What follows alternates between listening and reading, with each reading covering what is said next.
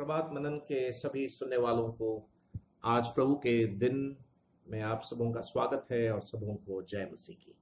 Romeo के पत्री 5वां अध्याय उसके 5वें आयत के आखिरी भाग को हम पढ़ेंगे। रोमियो के पत्री 5वां अध्याय उसके आखिरी भाग, परमेश्वर का प्रेम हमारे मन में डाला गया है। परमेश्वर की प्रेम की खासियत, उसको बखूबी वर्णन सीमित शब्दों में नहीं किया जा सकता। परमेश्वर का प्रेम हमारे मन में डाला गया है। 6वें आयत से लेकर जब हम पढ़ते हैं प्रेम कैसे लोगों के अंदर डाला गया, हम पढ़ते हैं 6वें आयत में हम पढ़ते हैं पहली बात, जब हम निर्बल ही थे। दूसरी बात 6वें आयत में लिखा है जब हम भक्तहीन थे। 8वें आयत में लिखा है जब हम पापी थे। 10वें आयत में लिखा है जब हम बैरी थे। परमेश्वर के प्रेम के प्राप्ति ऐसे लोग थे जो हमारे स्वभाव को प्रकट करता है।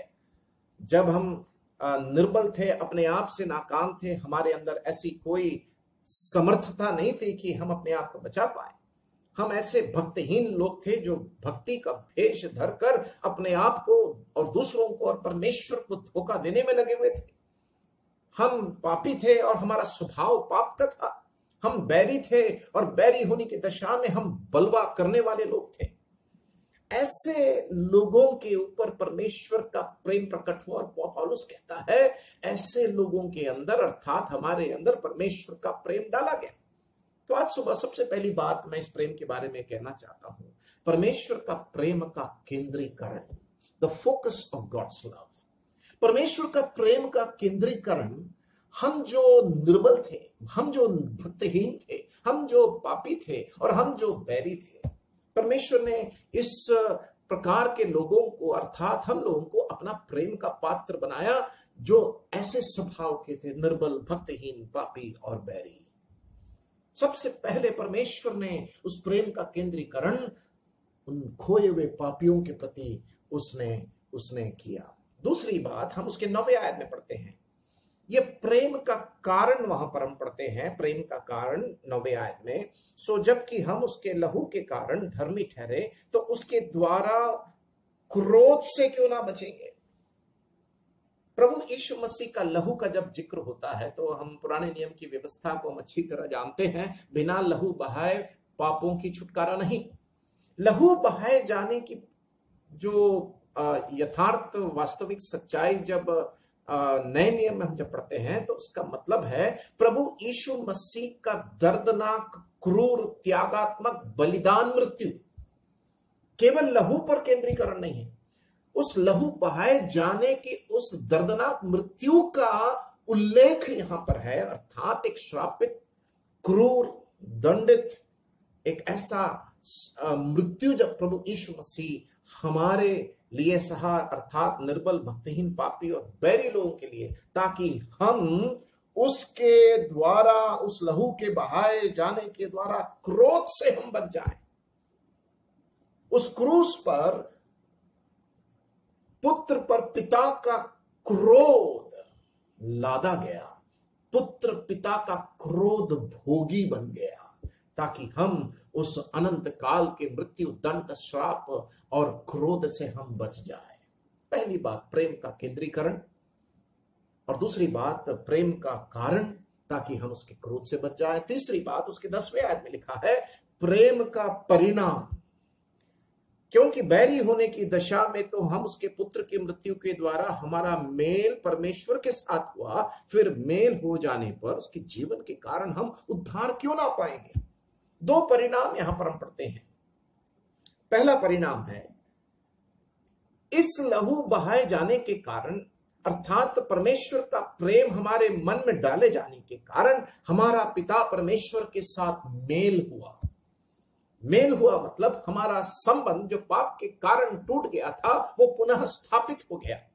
और पौलुस यहां पर कहता है उसके पुत्र की मृत्यु के द्वारा हमारा मेल परमेश्वर के साथ हुआ।